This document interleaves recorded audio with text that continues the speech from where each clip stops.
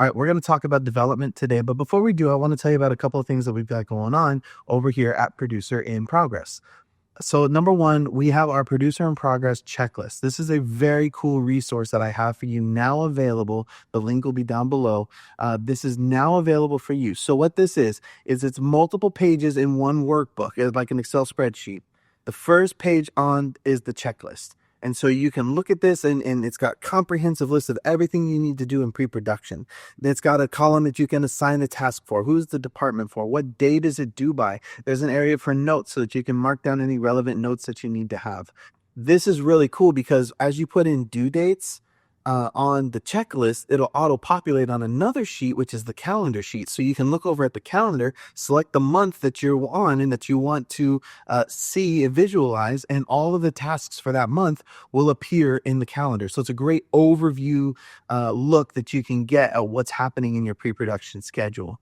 The other thing that has is a budget. Now, this is not a comprehensive budget because I'm going to be working on that on another time, but this is a budget where you can get a broad overview of your project and what it looks like. We've even added in the all-important contingency plan to make sure that you don't run over budget. So that's one thing that's available. The link for that's down below. The other thing is that I'm starting a newsletter for you. So this newsletter is going to start coming out on Fridays. I'm very, very excited about it. And to get you to sign up, I have a free resource that I've written. It's the 10 most common mistakes that I see indie filmmakers making as they begin their careers. So the link is also down below for that. You can head over to the website, sign up for the newsletter, get that free, amazing resource for you so that you can avoid these mistakes, avoid these pitfalls, and have a very, very successful film. The biggest mistake that I see new filmmakers making is skipping or rushing pre-production. This is such a huge mistake. The reality of it is that the film begins, the idea, the genesis of the project is when you come up with that twist or that character or that plot point or that set piece or something that sparks that idea, sparks that interest that's going to push the entire film forward. And the beginning of all of that, it all starts right here in development. This is the number one most important thing to get right is your story. Let's get it right from the beginning. So let's walk through it together. But first, a little personal story about how I develop my films. I do have a couple in development right now, as well as I just signed on to produce another film where the script is almost ready. We're just working out a couple of little kinks and details in that script to make it great. But it is a very good script. So I'm very excited about this film that we're about to do. But when I came up with my films, the idea, the genesis of it, well, let's just talk about one in general. The idea was about legacy. The idea was, what does legacy look like? What am I leaving behind for my kids, my grandkids, my community, my friends? What is it that I'm leaving behind for them? Coming up with this idea of legacy and what it means, it's not new. It's not a new concept. It's not a new idea. It's something that has been in multiple movies across the ages. And the big mistake that people make is when they say write what you know, they think that means write a story or write a segment of your life or something that actually happened to you. But that's not necessarily what they mean. What they mean is write a concept, write a feeling, write an emotion, a passion that you know and understand, and package it into a concept and into a story and into a plot that is unique to the marketplace. So when you start, you don't have to begin with this whole drawn out crazy plan. You don't have to have all the character arcs figured out. You don't even have to have the characters figured out. Just come up with one unique idea. It could be a twist in a film. It could be a set piece, a big action moment. It could be just a relationship between two people. It could be a feeling. It could be an emotion that you want to evoke. So it doesn't have to be this crazy big thing in the beginning. It just needs to be a moment, just a little something that you can draw inspiration from. Once you have that, then you can start forming around that, start forming an idea of character. For example, the idea about legacy. The idea was, how do I convey legacy in a way that hasn't been done before, or that I've never seen before at least? And so I started developing these characters around that and in situations that are familiar to me but aren't me exactly. So it's not an autobiography at all. It's actually a completely fictionalized, made up story that I thought would be great to showcase what I'm trying to get across with legacy. So I created the characters, I created some situations, I created a little bit of the story, a little bit of the plot, and then I needed the structure. Now this is the part that a lot of people get tripped up on. A lot of people can come up with a really, really good idea, a really good concept, a good story, some great characters, but they get tripped up on structure. Structure is so, so, so important. And if you haven't read Blake Snyder's Save the Cat or Sid Field's screenplay, then I highly recommend that you go and get those books and learn about structure. Because the reality of it is, these guys aren't creating these structures, they're just calling them out. They're ideas and concepts that have been in films for decades and decades and decades, and they're just calling it out to say, hey, here's what all the successful films have in common. So if you want to be successful, do what the successful people do and write with this structure.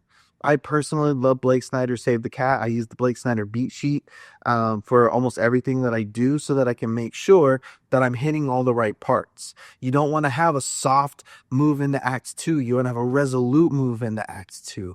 You don't want to have a ambiguous theme stated at the beginning. You want to be very intentional about this is what this movie is about. So building that structure, building that container that you're going to present this idea into, that's where the real creativity happens, right? So you can choose any concept you want, any concept at all, and say, how can I make this concept unique and original? You can come up with the best characters, you can come up with the best setting, the best scenes, the best ideas. But if you don't have structure, a coherent way to tell that story, then nobody's going to watch it. Or if they do, they're not really going to understand what you're trying to get across.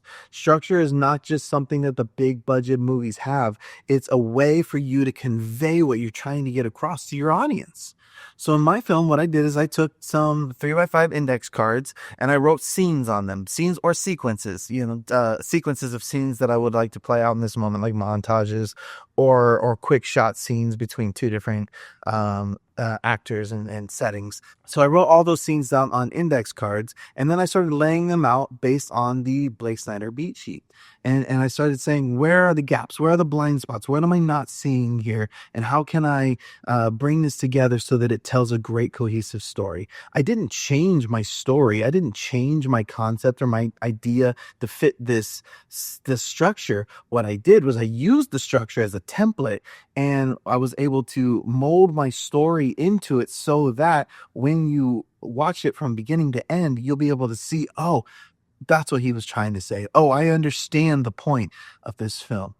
Now, personally, I'm not a writer. I like to think I'm a writer, but I'm not a writer.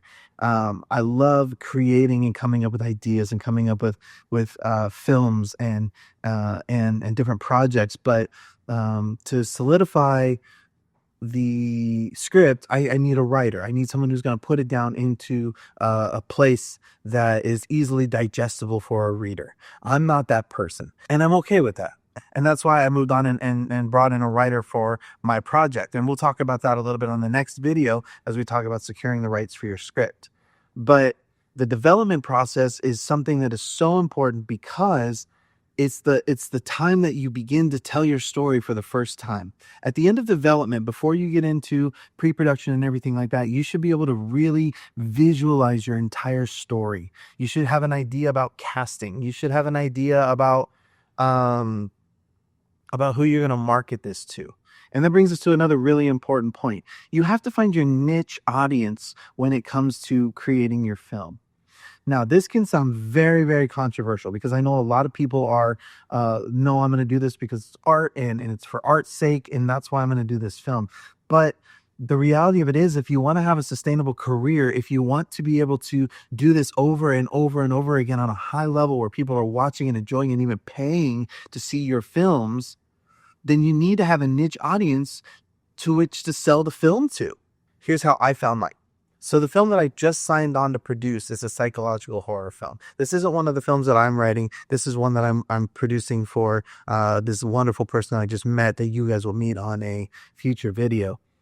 But this film is a psychological horror, and it is intense. And it is a great film, but it's super intense. And it's got some supernatural elements, and it's got some intensity and some violence and some really deep, heady themes. And so I started looking, and I said, where do films like this play best? Where are we going to get the best opportunity for people to see our films? And I'm going to go through this process with you. The same process that I went through, I'm going to go through this with you throughout these videos so that you can see and understand the process that I'm going through. But this process, this idea of saying who is this film for, is really important, because the truth is we're not going to open a psychological horror on 5,000 screens. It's just not going to happen. It doesn't happen that way, except for a few very, very rare circumstances. For the most part, though, it's going to be a smaller opening. So instead of casting this wide net and trying to capture as many eyeballs as possible, let's capture the right eyeballs, the people that want to see this film, the people that want to spend the money to see the film. So finding your niche allows you to start developing a distribution process and a distribution plan so that you can start to see, how is this film going to make money? Maybe it's in pre-sales. Maybe it is all in distribution. Maybe it's in crowdfunding. Maybe it's in private investors and equity in your film. I don't know. There's a million different scenarios and ways to package this, and every film is different, and every film should be different and treated differently and marketed differently. And this is stuff that you all need to think about in development at the very, very beginning. Who is this film for? Because if you miss that, you're going to miss everybody. If you don't have a specific audience in mind that you're trying to target with your film, nobody's going to watch your film, because it's too broad. You don't have a $30 million budget to get everybody aware of your film before it's released.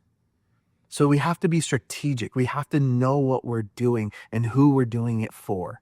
So to recap, 1, come up with a plan, an idea, an original thought in your head, whatever it might be, not the whole story, just the original thought. What is it that I want this film to be about?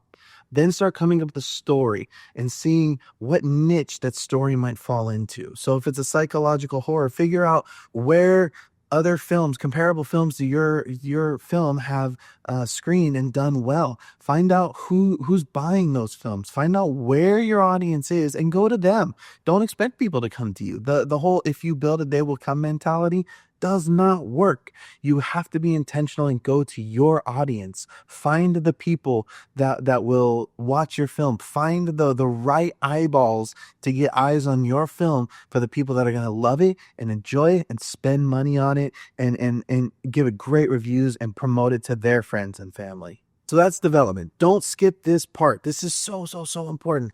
Don't skip this part. Make sure that your film is as good as it can be. And in order to do that, make sure that it has a wonderful original idea. Make sure it's packaged in a unique and compelling way. Make sure that that your structure is in place so that you can convey your idea effectively to the audience. I mean, make sure that you have a niche in which to market your film to. All of these considerations go into development long before we even start the pre-production process. So in the next video, we're going to talk about securing the rights to your film. Now, there's a couple of ways that we can do this, whether you wrote the script, whether somebody else wrote the script, whether you did it writing for hire. There's different ways to structure this, but we're going to go over that in the next video.